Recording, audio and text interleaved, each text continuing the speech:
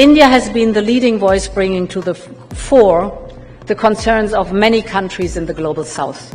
And I believe India and Europe have a real opportunity to step up, to invest in each other, and to invest in our global partnerships.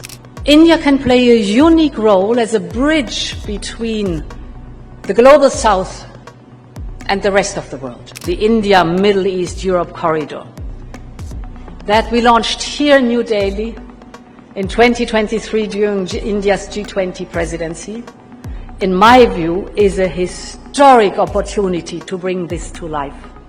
It's amazing as a project. This can be a modern golden road directly connecting India, the Arabian Gulf and Europe. It's fascinating. It has a rail link that will make trade between India and Europe 40% faster. Wars, conflicts and coups have erupted in Europe, the Middle East, Asia, in Africa, and across different regions.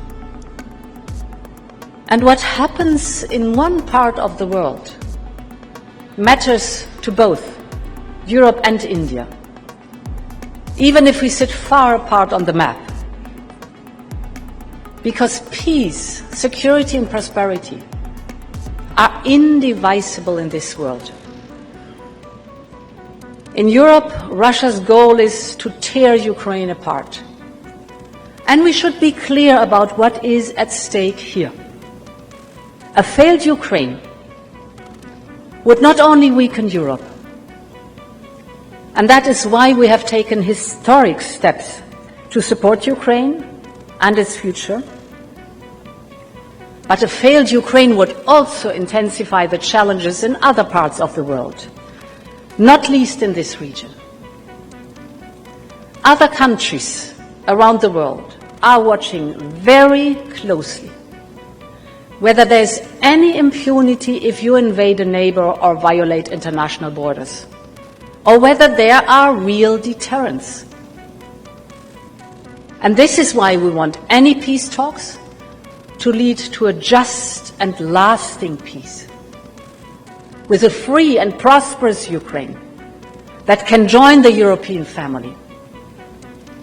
And Europe is ready to live up to its responsibility when it comes to security and defense. We will step up our defense spending to ensure that member states have access to the full spectrum of capability that this new reality demands. But we also want to step up cooperation with crucial partners like India. And this is why I can announce that we are exploring a future security and defense partnership with India, in the mold of the partnership we have with Japan and South Korea. This will help us step up our work to counter common threats, whether on cross-border terrorism, maritime security threats, the whole topic of cyber attacks, or the new phenomenon we see on attacks on our critical infrastructure. So there's a lot that we can build on. For instance, the recent collaboration on maritime security. And I'm delighted that India's interest in joining defense industrial projects under the European Union's permanent structured cooperation is obvious. India is working hard to diversify its military supply and to access new capabilities. And I believe we can help each other to deliver on our security objectives. For instance, we can join forces where we have technology and expertise, if you just take the topics of cybersecurity, but also space, the whole topic of drones. And this is not only about stability in our respective regions, but it is also a key part in strengthening our economic security and ultimately our prosperity. And this is why security should be at the core part of our new strategic partnership with India. Ladies and gentlemen, the third and final element I will touch on is the need to deepen our connectivity links and our global partnership. And here, there's a lot that Europe can learn from India. India has been the leading voice bringing to the fore the concerns of many countries in the global south. Addressing these issues becomes all the more important in a world where major powers are pulling at the seams of the international system. And I believe India and Europe have a real opportunity to step up, to invest in each other, and to invest in our global partnerships. This is in our core economic and national security interest. India can play a unique role as a bridge between the global south and the rest of the world, between the Indo-Pacific and Europe.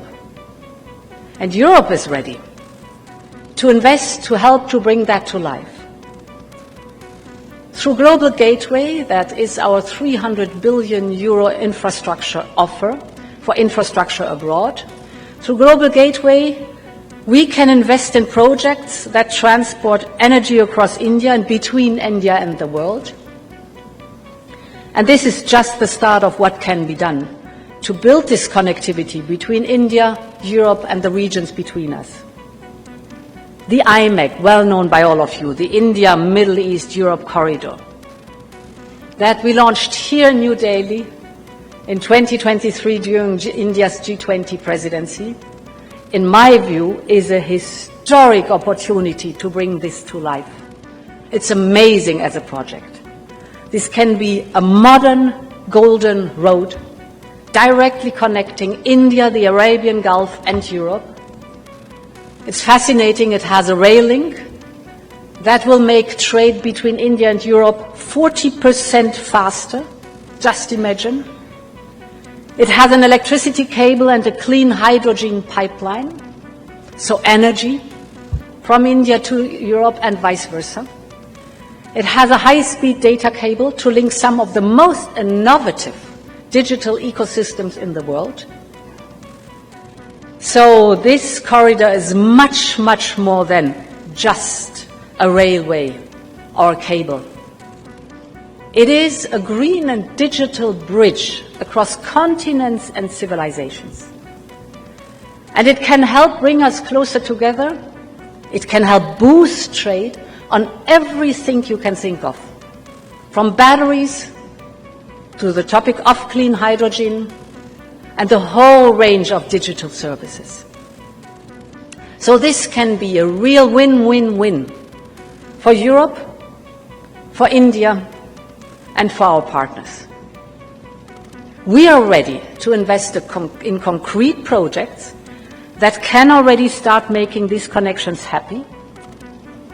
Europe is open for business, and we are ready to invest in our common future with India. Ladies and gentlemen, investing in our common future. This is the driving force of this new era of partnership between Europe and India. So in troubled times come great opportunities.